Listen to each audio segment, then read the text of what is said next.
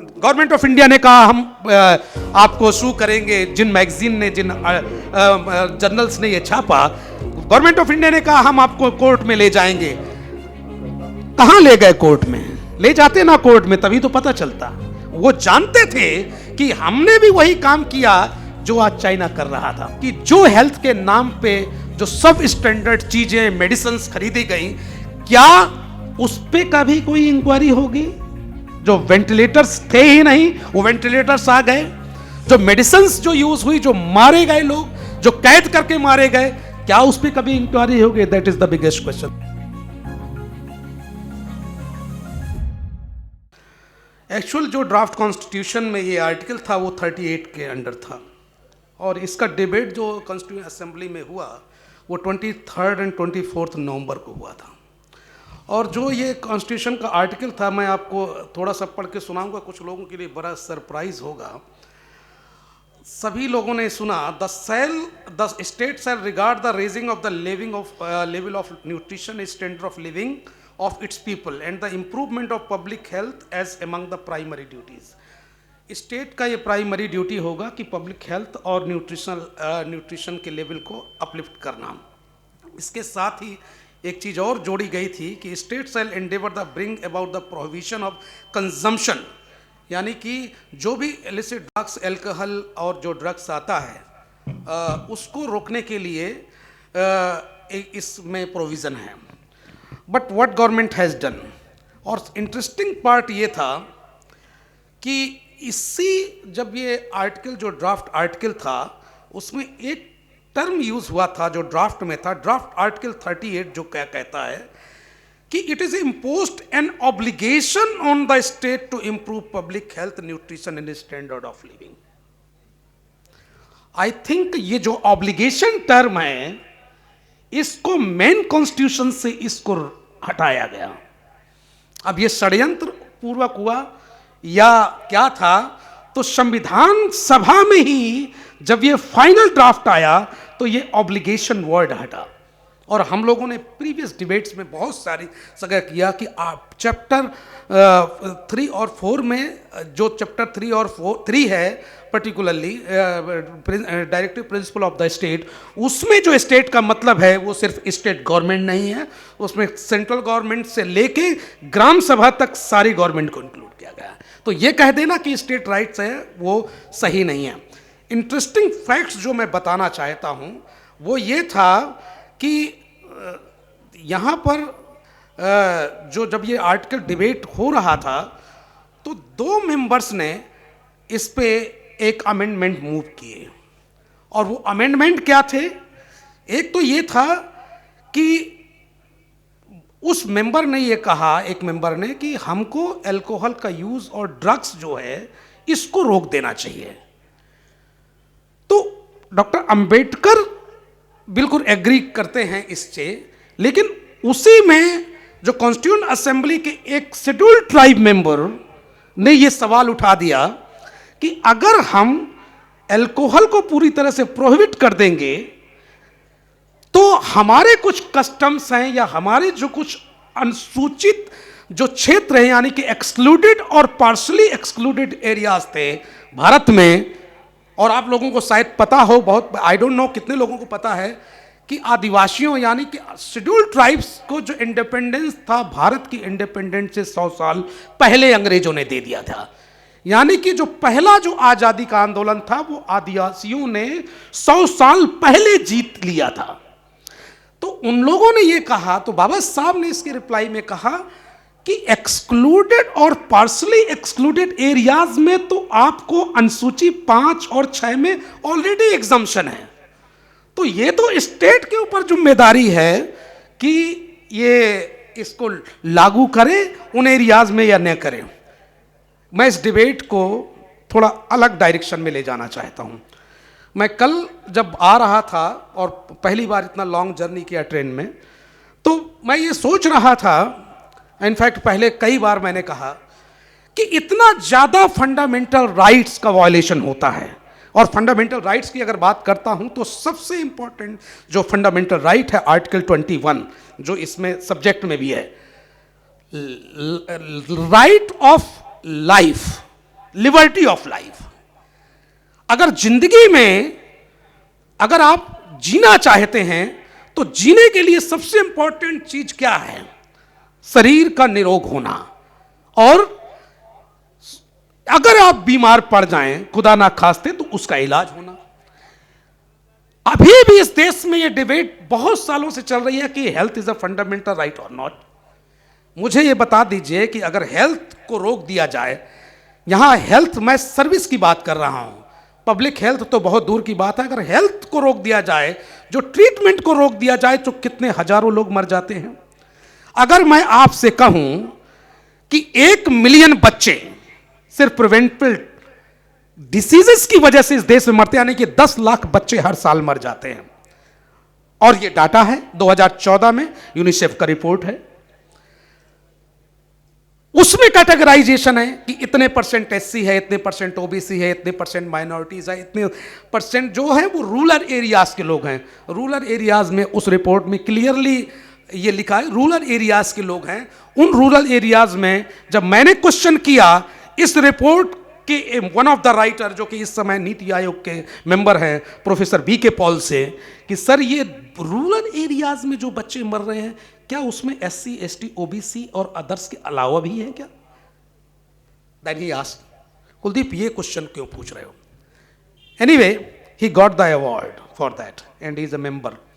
Now second question arise कि एक member ने इसी कॉन्स्टिट्यूएंट असेंबली में जब आर्टिकल 47 का डिबेट हो रहा था, तो उन्होंने ये कहा कि जितना कॉस्ट इन अल्कोहल और इन इलिसिट ड्रग्स को जो यूज करने से जो बीमारियां होती हैं उसको ट्रीट करने में है, उससे कहीं ज्यादा जो ट्रीट करने में जो कॉस्ट है वो उससे बहुत ज्यादा है, जो कि इसमें हम रेवेन्यू गवर्नमेंट को मिलेगा। तब बाबा साहब ने उनका भी जवाब बाबा साहब ने यह दिया कि आप अगर ऐसा सोचते हैं तो स्टेट की जिम्मेदारी, स्टेट का ऑब्लिगेशन है, स्टेट की अंडरस्टैंडिंग है कि वो इसको इंप्लीमेंट करता है या नहीं करता। ये मैं क्यों डिस्कस कर रहा हूं? जब द्रौपदी मुर्मू को प्रेसिडेंट बनाया तो मेरे दिमाग में ये आता था कि ये राष्ट्रपति बना दिया, ऐसा द्रौपदी मुर्मू महामहिम ने हमारी क्या किया, मैं रिस्पेक्टफुली बात कर रहा हूं, कि जो कि प्रेसिडेंट बना दिया इनको। ऐसा कौन सा अचीवमेंट है इनका कि जो प्रेसिडेंट बना दिया? तब मुझे, अभी मैं अश्विनी कुमार पंकज की एक बुक पढ़ रहा था, आर्टिकल 5 और 6 और अनुसूची 5 और 6वीं में उन्होंने ये मेंशन किया कि जो झारखंड में जो पत्तलगड़ी आंदोलन था, पत्तलगड़ी आंदोलन क्या था हमको सबको पता है। जब हम कोई भी सोशल मूवमेंट चलाते हैं, कहने के लिए हम बामसेफ में एससी, एसटी, ओबीसी और माइनॉरिटी शेड्यूल ट्राइब्स भी हैं। मैं कई बार ये क्वेश्चन करता हूं अपने लोगों से, अपने लीडर से भी करता हूं कि किस शेड्यूल ट्राइब का जो पार्टिसिपेशन है उस तरीके से नहीं होना, उस तरीके से नहीं होता, या उनके आंदोलनों में हमारी भागीदारी बहुत कम होती है। इसी तरह मैं काले सर से आज डिस्कस कर रहा था कि हम काफी सालों से ओबीसी के राइट्स के बारे में तो हम बहुत ज्यादा जागरूक हैं, लेकिन क्या शेड्यूल ट्राइब्स के जो ट्राइबल राइट्स के बारे में, उनकी अनुसूची 5वीं और 6वीं के बारे में क्या हमने कभी डिस्कशन किया है, कभी कोई आंदोलन चलाया? I think we should more aware. ये मैं इस समय डिस्कस क्यों कर रहा हूं? क्योंकि हम लोग जो हैं रहते हैं शहरों में, गांव में, जो मैक्सिमम डेथ्स या मैक्सिमम जो डेथ्स होती है बिकॉज ऑफ द डिसीज, और जो ये पब्लिक हेल्थ रिलेटेड जो प्रॉब्लम्स है वो सारी आदिवासी एरियाज में होती है।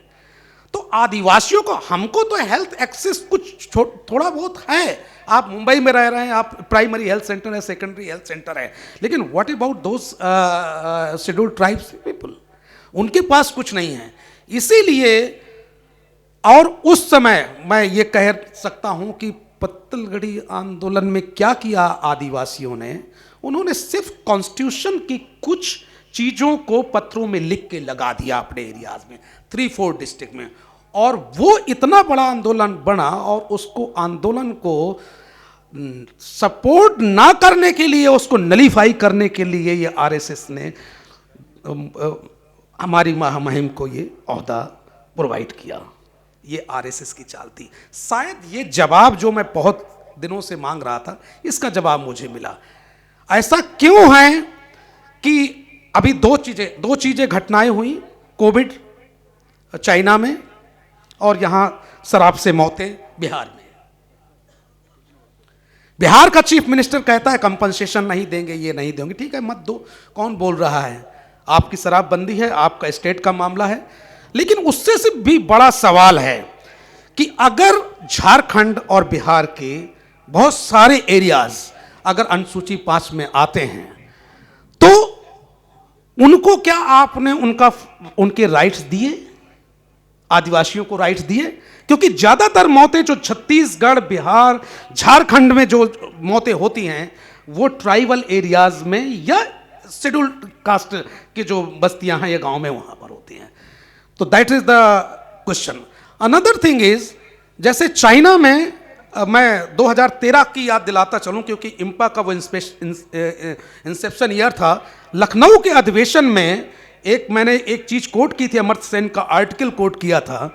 अमर्त्य सेन ने यह कहा था कि चाइना जो है कि हेल्थ पॉलिसी 79 में प्राइवेटाइजेशन को उन्होंने अडॉप्ट किया था। 80% पॉपुलेशन चाइना की 2004 आते आते हेल्थ कवरेज से बाहर हो गई थी। चाइना को अपना डिसीजन रिवर्ट करना पड़ा और 2004 में उन्होंने फिर से हेल्थ को पब्लिक हेल्थ में लिया, अपने अंडर लिया, गवर्नमेंट के अंडर है। अभी क्या हाल है? वो पब्लिक हेल्थ में जरूर कर पाए, लेकिन क्या जो पब्लिक हेल्थ का जो प्रिंसिपल है, हेल्थ एक्सेस टू ऑल, और जो पब्लिक हेल्थ का प्रिंसिपल है प्रिवेंशन, या जो डेमोक्रेटिक प्रिंसिपल, जिस डेमोक्रेटिक तरीके से चीजों को होना चाहिए, क्या अभी भी है? जीरो कोविड पॉलिसी क्या है? जीरो कोविड पॉलिसी क्या थी? नतीजा चाइना आज भुगत रहा है। पता ही नहीं है कितने लोग इन्फेक्ट हो रहे हैं, कितने लोग मर रहे हैं। There is no information. China is not sharing the information.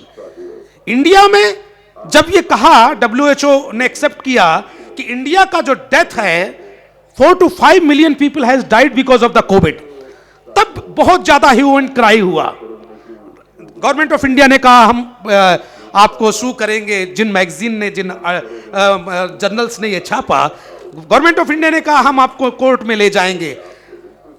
कहां ले गए? कोर्ट में ले जाते ना, कोर्ट में, तभी तो पता चलता। वो जानते थे कि हमने भी वही काम किया जो आज चाइना कर रहा था। और ये जो फॉल्स, जो एक फियर फैक्टर क्रिएट किया जा रहा है आज कि हमारे चाइना में जो हाल है, अब फिर से इंडिया में आएगा कोविड। कोविड आए या ना आए, लेकिन फैक्ट रिमेन द सेम। और फैक्ट ये है कि India is still not prepared to deal such pandemic. If this virus is mutating like other countries, and suppose one strain turn out to be fatal, then we cannot control. We don't have that facility who can treat such a large population. तो जो हमारा जो casualty जो rate था, जो second wave में था, वो होने वाला है। अगर कुछ ऐसा आता है, पहले तो आएगा नहीं, because we have very good immunity, hard immunity, natural immunity as well as vaccine initiated immunity. Delhi का एग्जाम्पल है कि सीरो सर्वे हुआ, 99% पॉपुलेशन दिल्ली की प्रोटेक्टेड है और एंटीबॉडीज है। तो हम लोगों को डरने का जरूरत नहीं है।